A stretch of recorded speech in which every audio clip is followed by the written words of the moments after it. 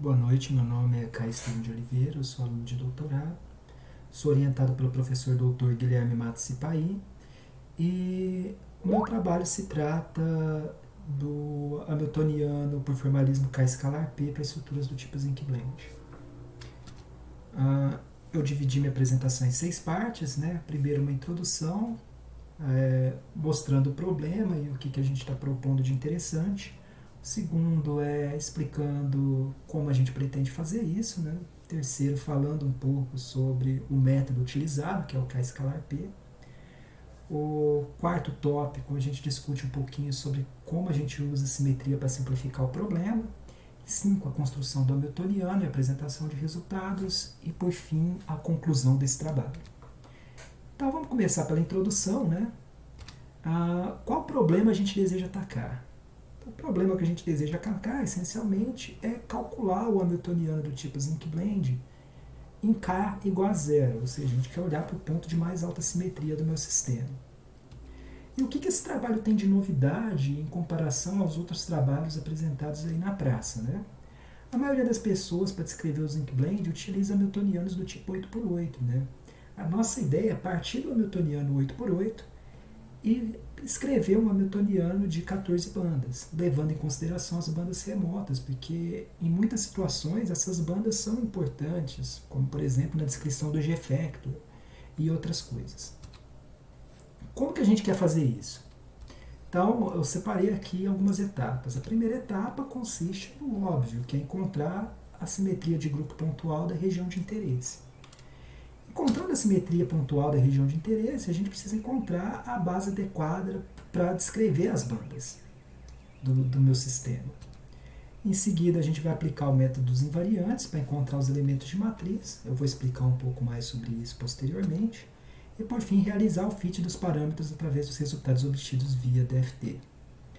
Então, primeiro vamos falar o que é o K-escalar P. O K-escalar P nada mais é que um approach do Hamiltoniano quando se considera a função de onda sendo a função de onda de bloco. Se a gente fizer isso, a gente consegue escrever nosso Hamiltoniano de uma maneira bem interessante. E eu separei aqui, essencialmente, em 4 partes. Então, a primeira parte aqui se trata de um termo diagonal do Hamiltoniano, que eu vou chamar de D0. A segunda parte é o termo de spin-órbita, né, que é o termo já conhecido lá da mecânica quântica. A terceira parte é um termo onde o K, que advém do termo de Bloch, se acopla com o termo de spin-órbita, formando o termo de KSO. E eu tenho aqui o termo que dá nome ao método, que é o termo K-escalar P. Veja que até então, até o presente momento, eu não utilizei nenhum tipo de aproximação, o modelo é exato. Entretanto, nem sempre é viável fazer o que a gente chama de KP fusone, que é levar em consideração todas as bandas. Às vezes eu estou interessado só numa região de interesse e, dependendo do sistema, fica até meio complicado eu descrever todas as minhas bandas. Então, para isso, tem a proposta dada por Loading, que é basicamente tratar essas outras bandas fora da minha região de interesse de forma perturbativa. Como que a gente vai fazer isso?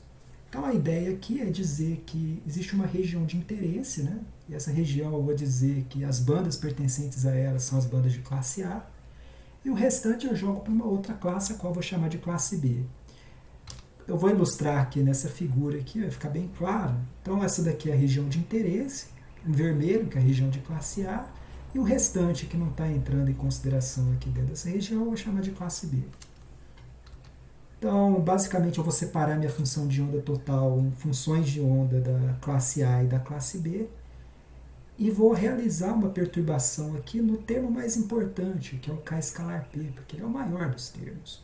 E vou colocar aqui, e vou perturbar elas aqui dentro dessa somatória nas funções de onda da classe B. E com isso eu vou obter o nosso parâmetro que está associado à massa efetiva, a curvatura das minhas bandas.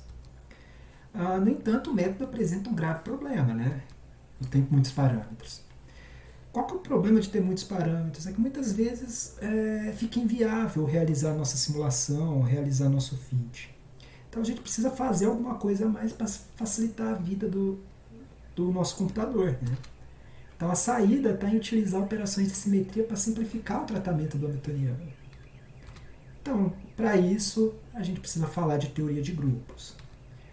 Por que teoria de grupos? Porque teoria de grupos é a parte da matemática que vai tratar de simetria. Então, o que é uma operação de simetria em última instância? É alguma operação que eu realizo no meu objeto, né, e ele vai permanecer da mesma forma. Então, por exemplo, se eu pegar e girar uma esfera, independentemente de como eu faço esse giro, a minha esfera permanece invariante.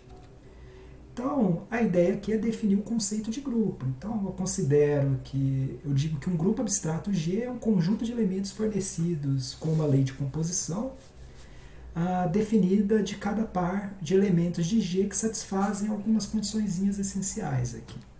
Então, a primeira condição é que se eu combino dois elementos do grupo, eu tenho que cair dentro do próprio grupo, que é a ideia de fechamento. A segunda é a associatividade. E a terceira é que para cada elemento do grupo eu tenho um elemento inverso, de modo que se eu combinar esses dois eu tenho a identidade.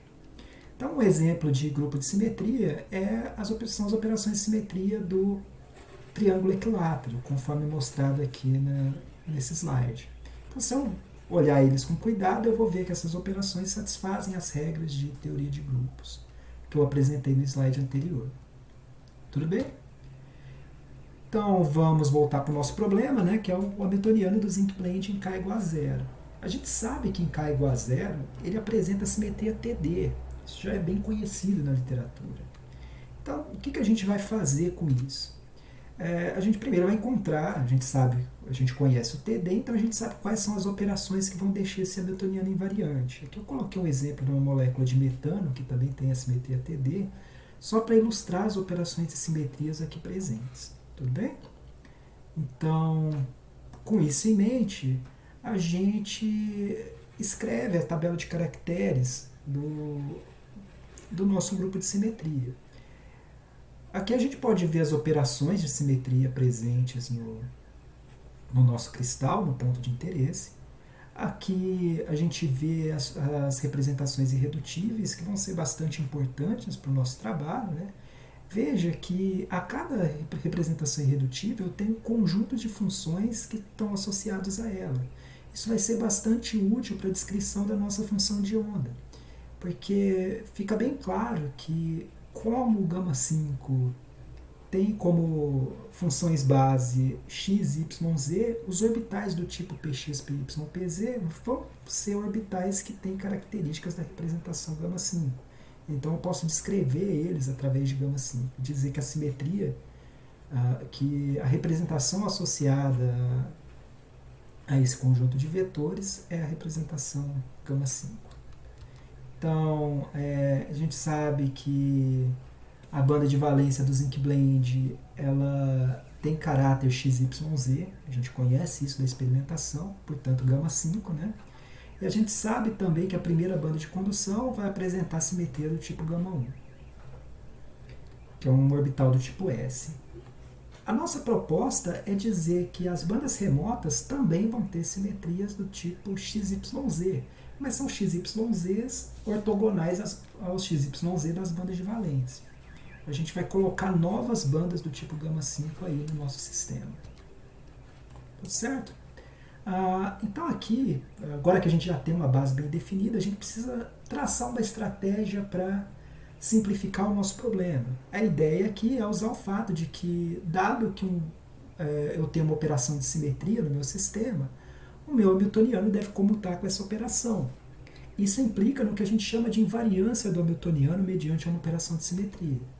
Então, basicamente, a gente deve olhar para dois tipos de operação em particular. Primeiro, a operação de simetria espacial, segundo, a operação de simetria de reversão temporal. Além disso, a gente precisa garantir que o nosso hamiltoniano seja hermitiano. Então, com essas três coisas em mente, a gente pode partir para a construção do hamiltoniano propriamente dito. Então, conforme eu disse anteriormente, a gente vai usar a seguinte base para construir nosso hamiltoniano. E através da aplicação do método dos invariantes, a gente consegue escrever o termo Kp em primeira ordem, que é essa matriz aqui. Partindo da mesma ideia, a gente consegue descrever o termo de spin-órbita sem muita dificuldade para o nosso hamiltoniano de 14 bandas. Entretanto, o termo de KSO ele tem algumas peculiaridades, porque eu vou ter coisas desse tipo aqui, as quais eu tenho aqui uma representação do tipo gama 5 e o operador e a derivada direcional do potencial. Né? A derivada potencial do, do potencial pode ser escrita em termos do comutador da derivada com H0. Né?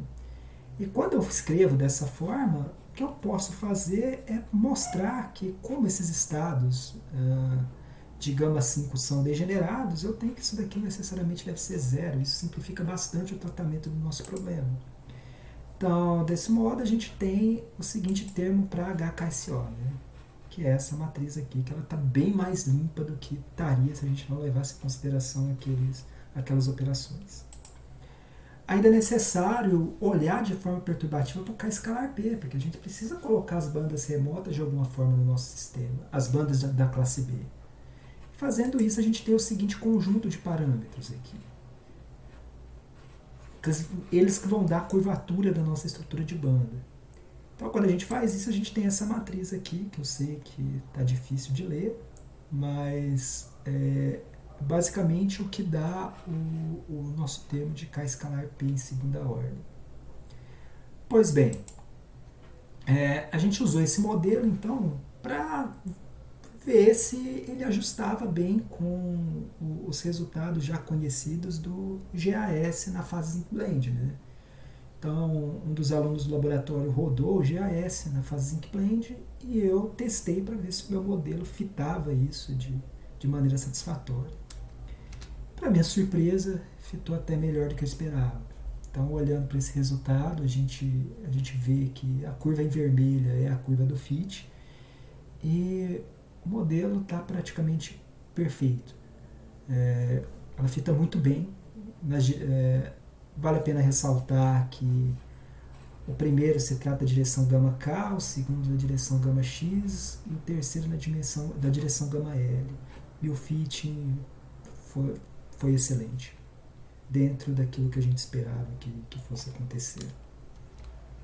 Então, concluindo, né? A análise de simetria se fundamenta em 3 pilares. O primeiro é a hermeticidade dos operadores, a invariância por simetria espacial e a invariância por time reversal. E o modelo proposto por Hamiltoniano de 14 bandas da estrutura Zinc Blend atende às nossas expectativas, fitando a região de interesse de maneira quase perfeita. Queria agradecer ao IFSC, a CAPES por me financiar, e muito obrigado a todos pela atenção.